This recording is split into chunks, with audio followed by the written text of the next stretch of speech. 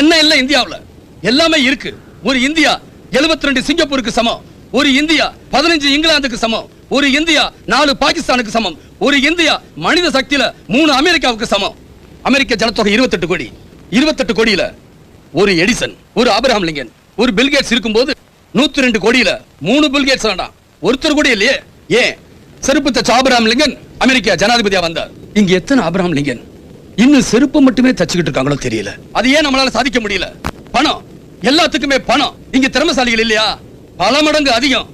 அவங்க ஆதிவாசியில இருந்தப்பவே இங்க அரசாங்கம் நடத்தி இருக்கோம். அங்க மொழியே இல்லாதப்போ இங்க புலவர்கள் இருந்திருக்காங்க.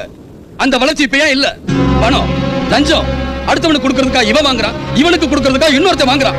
இதெல்லாம் தடுத்து நிறுத்துற சக்தி மாணவர்களுக்கு மட்டும்தான் இருக்கு. இந்த போராட்டம் இங்க இருக்கிற நீங்க தான் நாளைக்கு தாசில்தார், கலெக்டர், எஸ்பி எல்லாமே உங்க சமுதாயம் எப்படி இருக்கணும்னு நீங்க முடிவு பண்ணுங்க.